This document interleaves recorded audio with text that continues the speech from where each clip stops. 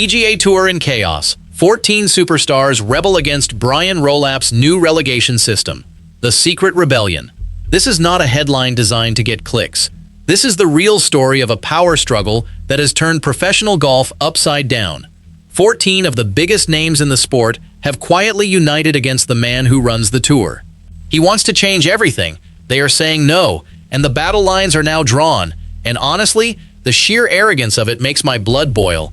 Regular fans save for months just to afford a single ticket to a tournament. They work 40-hour weeks, pay their mortgages, and still find time to follow every event. Yet these millionaires, these country club elites who make more in one tournament than most people make in a lifetime, are throwing a tantrum because they might have to actually earn their spot?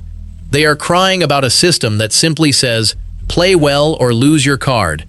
It is a disgusting display of entitlement that proves these athletes care about nothing but protecting their own cushy positions. But look past the surface-level outrage. These 14 players are not just spoiled athletes afraid of competition. They have recognized something the media is missing. The new system looks fair on paper, but under the surface it is a brilliantly designed trap, a mechanism that shifts all the risk away from the tour and directly onto the players. Let me show you what they have figured out, and why the Secret Rebellion is not about fear, it is about survival. Personally, I think these 14 players are justified in their rebellion. Do you agree they are right to fight back, or do you think they are overreacting? Drop your take below. And if the real story behind golf's biggest power struggle is what you are here for, subscribe so you do not miss what comes next. So who is Brian Rolap? And why does his name suddenly matter so much to professional golf? Rolap arrived in early 2026.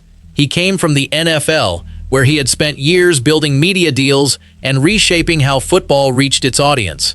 He was not a golfer. He had never stood over a 5-foot putt with a major on the line. He had never felt the pressure of a Sunday back nine at a US Open. He was a businessman, and he was hired to run the PGA Tour like a business. That alone made some players nervous. The tour is a business. It generates billions. It employs thousands. But the players who make that money possible had always been treated as partners, not employees. Rolap saw things differently. He saw a product that could be optimized, a structure that could be tightened, and he started making changes almost immediately. The first one seemed small. Field sizes shrank at some events. A few players here and there lost their spots. The tour said it was about pace of play, but the players in the locker room did not buy that explanation. They had heard that excuse before. They knew something else was happening. Those early changes were just the beginning.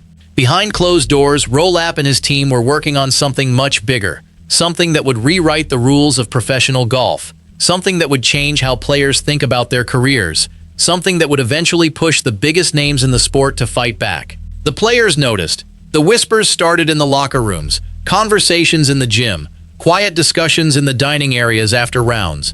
The veterans started comparing notes. The younger players started asking questions. Nobody had the full picture yet, but everybody knew something was coming.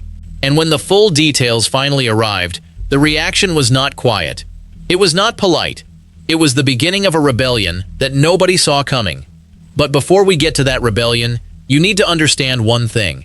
The system that Rolap built was not designed to make golf better. It was designed to make it more profitable, and the players figured that out faster than anyone expected. So what exactly did Rolap propose? And why did it make so many players furious? On June 23, 2026, the PGA Tour officially approved a new structure. Starting in 2028, professional golf would no longer be a single unified tour. It would be split into two tiers. The top tier is called the Championship Series. About 120 players will compete in it. Each event will pay out at least $20 million. The purses are enormous. The prestige is unmatched. But here is the catch. At the end of every season, only the top 90 players on the points list keep their cards. Everyone else gets dropped. Dropped to where? To the Challenger Series. That is the second tier. Smaller events, smaller fields, and purses that are roughly 1/5 of what the top tier offers. About $4 million per event instead of 20. At least 20 players will earn promotion into the Championship Series every year. But the math is brutal. For every player who goes up, someone else comes down. The system is designed to churn. It is designed to make sure nobody gets comfortable. Rolap explained it openly. He compared the new system to the English Premier League, where the worst teams get relegated to a lower division every season. He said fans want more drama. On paper, it sounds reasonable. More drama means more excitement. More excitement means more viewers. Everyone wins, right? Except the players saw something else. They saw a system where a bad month could erase a decade of hard work. They saw a system where the people who actually hit the shots would be the ones bearing all the risk, while the people in the boardroom collected the rewards regardless. But those early complaints were just the warm-up, because when the rest of the locker room heard the full details, the reaction got a whole lot louder. Rory McIlroy was one of the first to break the silence. And when McIlroy speaks, the golf world listens. He has won 4 major championships. He has been the face of the PGA Tour for more than a decade. He is not a player who complains lightly. But this time, he did not hold back. McIlroy looked at the new system and called the Challenger Series a glorified Corn Ferry event. For those who follow golf closely, that is a brutal comparison. The Corn Ferry Tour is where young players grind for years hoping to earn a card. It is the minor leagues. McIlroy was saying that the PGA Tour's second tier would be no better than that. But McIlroy did not stop there. He mentioned the Canadian Open, an event he has won twice. He said he feared it would be dropped from the top tier. He worried that a tournament with decades of history would be treated like an afterthought. This was not a player complaining about money. This was a player watching something he loved being dismantled. That was the moment the rebellion became public. McIlroy had drawn a line in the sand, and he was not alone. Keegan Bradley stepped forward next. Bradley is a major champion. He has captained the United States Ryder Cup team. He is respected by every player in the locker room, and when he spoke, he chose his words with precision. He did not say he was concerned. He did not say he was disappointed. He said the new system would bring extreme consequences. Think about that word, extreme. That is not a word a player uses lightly. Bradley was warning everyone that this system would not just hurt a few players. It would hurt the entire sport. He was saying that careers would be destroyed, that the fabric of professional golf was being torn apart. What made Bradley's comments even more significant was his position. He is a leader in the locker room. When he says something, players listen. By speaking out so forcefully, he gave permission to other players to do the same. The dam was starting to crack. Xander Schauffele had a very different take. Schauffele has won a major championship. He is ranked among the best in the world. And when he looked at the new system, he called it pure meritocracy. He said, "You eat what you kill." Schauffele argued that the best players would rise to the top regardless of the system. He said that professional golf should be about performance, and if a player is not performing, they should not expect to keep their spot. His perspective created a split in the locker room. It was no longer a united rebellion, it was a debate. Justin Thomas has won 2 PGA championships. He is one of the most talented players of his generation. He is also one of the most outspoken, and when he heard about the changes, he called the people running the game selfish. He said they were making decisions that hurt the sport. Thomas asked a question that stuck in everyone's mind. If players can jump higher, do we raise the basketball hoop? It was a simple question, but it cut through all the corporate spin. Thomas was saying that the sport should not be changed to punish excellence. That the whole idea of rolling back the game was fundamentally wrong. Bryson DeChambeau has never been afraid to speak his mind. The former US Open champion called the new system the most atrocious, uninspiring thing you could possibly do to golf. His anger was not about the money. It was about the principle.